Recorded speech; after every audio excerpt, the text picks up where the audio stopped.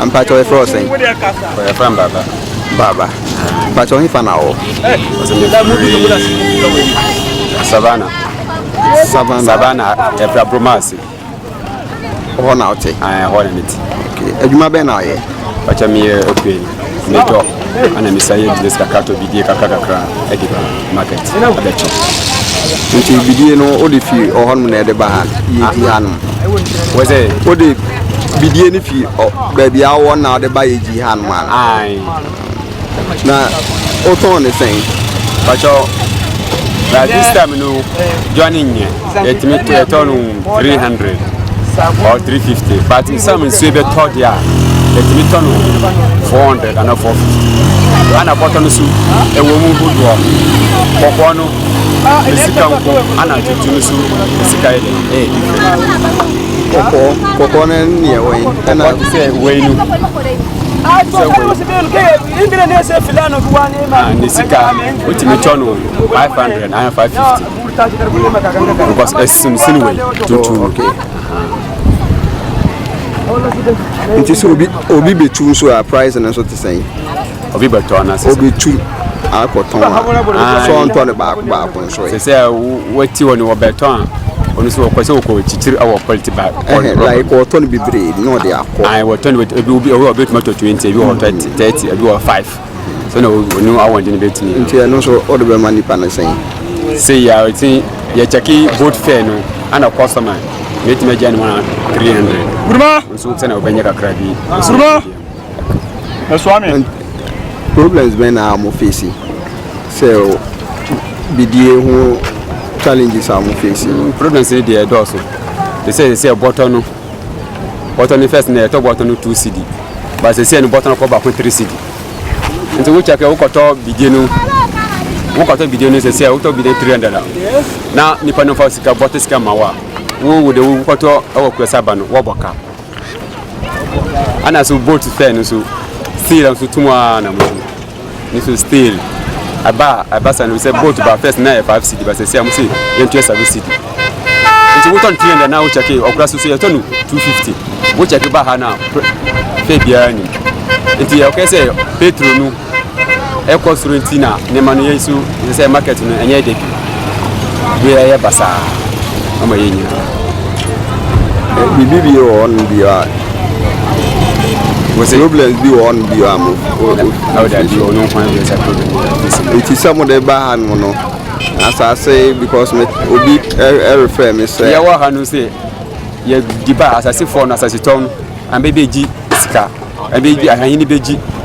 na ya tia ana wo church ticket ni ohin beji ahan bag back 1 city bag back yeah 1 city wo beji nti etimi ba san ye na mu ye adwuma ba ko nti na ye sra mu sa na mo aden atu so man ye sani bebia mark bebia ebe na cotton no wa ya so ye say ni bebia ye be gina bigeni ba ne wo ba yi bigeni bo say aha na bebia aha na ye be wo pe bidie bia na wo ko ye ni station no nti ye bidie ba aba hana ansa woni fie awe ji ha aye problem enti dodo a be ba begu han bia no betu ya ho 1 cedi saa e de akomo hin no ai am ko ma ai sana muji enti o de egu hanum for how long say bia utu ya say scan na beda na egu hanu e ko ba 5 ansa this am pia obi fie ni me obi ha this am pia ko sere obi na me gidi egu ho e be next week na na beton because market na chompe obi am ton to be debo this is Sunday e be come Sunday before we get bet ma ade aside beton enti market days go hanu ya dabe market day na Monday na market day send am ba na tuna market day na tuna na market day enti ahanu de ontimi ma ade nche so wa ha dabi am ba wi nkofo be wi ha na oni security for wa dabi security bia because boat for no amu ba hape na mo yi amu engine no machine na mo di coffee because of ambe yenti amu di coffee asanu bi an take care this am froma e be ya kizan na nsu be to na amu be show mo boat no so na froma dey en fa boat no so dey ko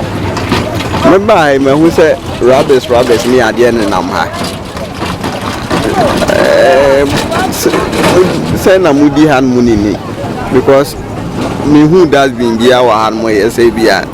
obia to be bia na so bia ye fi bia no de atum. That's a problem na ni face o ha no but so just for no amo ha amo nam na ha omo wo so bi mu na mu gina ha no because for boat for no sana amo ba na sana mo ti boat na no sana mo tena ano no anything na mo gi so just for no do wo bia wo betena ba boat na no bia no den ambe echi wako ini fie na mboka because I embrace boat for no obi antena boat na no mo tena inside anything so just for no den and ana ntokwa ana obi mu wo hoso a obi tuma sese obi tie kronfo so je tu na mo ha nti sese de e de mo ojo kakra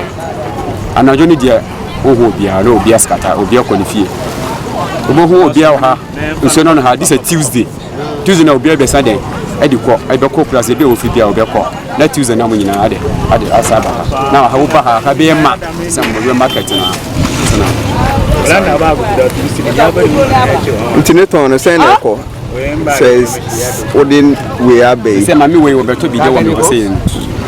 we say obe 10 ska I'm a 15 year when this kind of wait this am your this am so kwa because marketing nya so me hu minim obi na me de baje bi ne e be jan do de me de mama no sa mama na me ne meet me some from course nti assembly wa temi me ho ha temi ba assembly there for all miss am obi but me ho won so obedi musika dabi assembly me di musika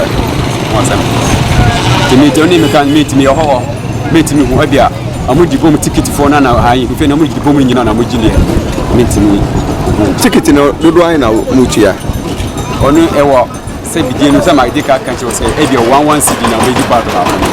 e bia omu nyina we di back ba kuma 1 cd na we di 40 ba na we sram se mpacho bucket nya mo man se a